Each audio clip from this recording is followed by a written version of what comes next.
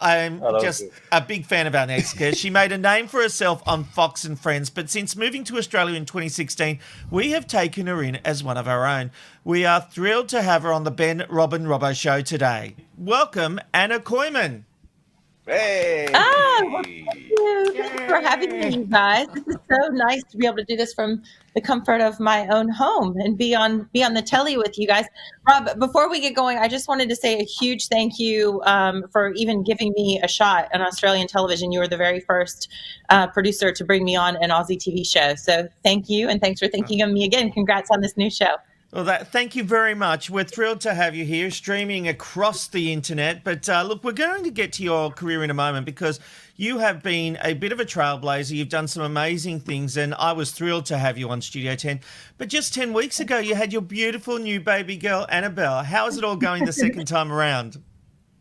Well, there she is. Thanks for showing that. Yeah, so she is 10 weeks old. She's just turned 10 weeks old. And, it's such a gift to be able to be a mom. It's something that I always wanted to do. I also have a 2.5-year-old Brooks. And the whole reason that we moved to Australia, my Australian husband and I, was so that we could start our family.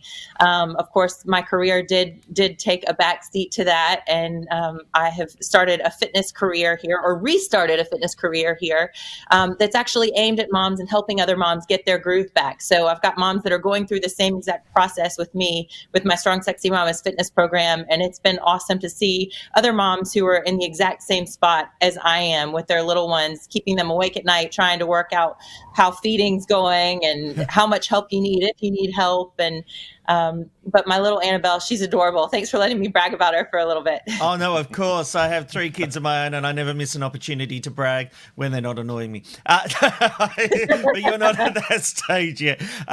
This fitness thing that you're doing is really quite interesting because one of the things I have always found is there is a bit of a disconnect sometimes with women and when they have a baby and the outside world. So how are you connecting these women and getting them fit again? Well, you're exactly right. And especially in a difficult time to be birthing babies, not just in Australia, but around the world. And, a lot of my audience is in the United States. I'm looking at some video here that's Bondi Beach, and we don't have anything that's as beautiful as Australia and the US. Maybe when we're talking about Hawaii or Big Sur, California. But even just getting the moms outdoors by turning on the television or their computer, their tablet to watch a video and have 20 to 30 minutes of exercise with me, take a little bit of time for themselves and know that they're in a nice and safe environment where they can also get online and be part of our Facebook group and share recipes with one another and share their little wellness wins, where things are going wrong and where they're going right. And it's just a great way to get their groove back and know that they're doing safe and effective exercises in the proper order. I think the fitness industry has really neglected women over the years. And, you go to your 6-week check after you've had your baby, for example, which was just a month ago for me. And I have a great doctor, but they're not a fitness person. They don't know how to help you rebuild your body. And, we have pelvic floor weakness. We have ab separation, a lot of us. And if you launch yourself right back into that high intensity exercise, or if you don't do anything at all, but you're even using the baby carrier or backpacks, carrying heavy loads, you can really do some long-term damage. And we look to help women not just get their body back from the outside, but rebuild from the inside out. Love it. Well, Anna, it sounds like a wonderful program, but let's get back to your career for the moment. As Rob said, it's been absolutely amazing, and you spent a long time at Fox. What was it like working at a network like Fox, and also one that, it always seems that there's a lot of controversy surrounding it? Oh, there's controversy surrounding every single network, it seems like these days. That's true. In cable news right now. But you're right. Fox has this huge brand, and it's a fire brand for some. I think the success from Fox came from really, when Roger Ailes was there, and he decided that he needed to let the other side of America voice their opinion too, because you had the liberal mainstream media that was not serving so much that other part. And I think that's how he has been able to make the network what it is today. Of course, there's a lot of controversy surrounding him and the way that he left that network as well. During my time there, I never had any bad experiences. And when I hear the bad headlines that are coming, I always am a bit wary about it because I did have such a nice experience, and I like to give my former co-hosts the benefit of the doubt. I still have relationships with them. They tend to bring me back from time to time. The last several years, they brought me back to do a segment called Proud American, which is something we do on Independence Day on the 4th of July. I didn't get to go this time because I had just had a baby, and plus COVID-19 had hit. But you go back in military parades and ceremonies and just really waving that flag, the red, white, and blue. And it's been giving me an amazing opportunity to go back and see my family and keep my news chops up while I focus on my fitness business and my family at the moment. Well, they certainly do seem to love you there, because every time you go back, they get you in the show. They, like you were really part of the Fox family. You mentioned Roger Ailes, and he was such a driving force of Fox News. And of course, there's been all these allegations, and as you said, you experienced none of it, but you have to support these people. And how is it to reconcile the man that you got photos with? He was your boss. He was the guy in control. To hear all these stories, is it just not being able to put the pieces of the puzzle together? Well, what do you mean by not being able to put the pieces of the puzzle together? You're like, you knew this man on one hand, but there was this whole, allegedly, this whole other life around him and the way other people interacted with him. Yeah, well, I think, all people have their flaws. And like I said, that is not something that I experienced from Roger. And one thing I've never shared before is in my very last meeting with him, he didn't sexually harass me. I would not say that, but he did tell me a very dirty joke that just seemed very inappropriate to have come from a boss that never would have come from any of my other bosses there. And it was just sort of, it made me think a little bit. And then I remember when Gretchen Carlson came out with her allegations, I was having a family holiday in Hilton Head. I remember it like it was yesterday. And although Gretchen had, a troubled relationship with some people. I didn't have a troubled relationship. That was a nice way of putting it. Well, I didn't have an enemy in the building there. I think that's why I was able to leave on such good terms and had such a nice experience, and why I get to come back as well. But because of that experience that I'd had and some rumblings, that go on in the building, I had a tendency to go, you know what, I'm not going to stand up. I'm not going to say one thing one way or the other, because I don't know. It wasn't like, if there are several other executives there that I would have wanted to stand up for and say, absolutely not. No. But I wasn't sure.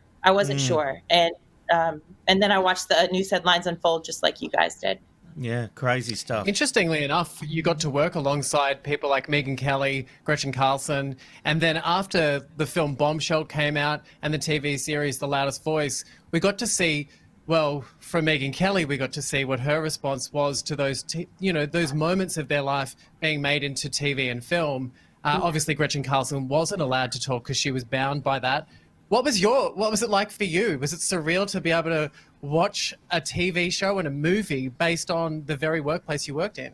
Yes. Well, gosh, the hair and makeup team, they had it pegged. It was incredible. Gosh, Charlize Theron, how much they looked like these people that I used to work with was incredible. But there was a lot of Hollywood in there for sure, and liberties taken, which would have been very hard, I would think, for somebody like a Megyn Kelly. I don't know how she felt about it, whether she felt like that was her exact story told the way that it was, but I'm sure it would be difficult to be someone who's normally explaining the news headlines to then all of a sudden become the news headlines too.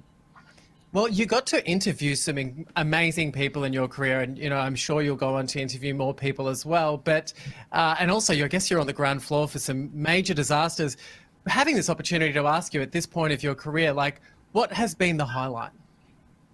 The highlight, I think and this is going to sound like a cop out, but I think it was, honestly, it was or not a cop out, but a silly thing to say, just because I can't pick. I had so many amazing experiences, particularly at Fox News Channel when I did get called up from North Carolina, which was my hometown. I was a morning host there and also a fitness instructor. I was doing full-time both, and got the call up to go to New York and stopped doing the fitness and focused on just the TV. And I had so many amazing opportunities there. I got to travel the country, and of course, I was following the blizzards and the tornadoes and the hurricanes and political campaigns and all sorts of things. But I also got to do a lot of bucket list items. In fact, I was the host of a series called Road Trip with Kooiman, where I would literally go and cross off bucket list items that other people were sending in that they were saying that was their bucket list. So I got to take batting practice at Wrigley Field.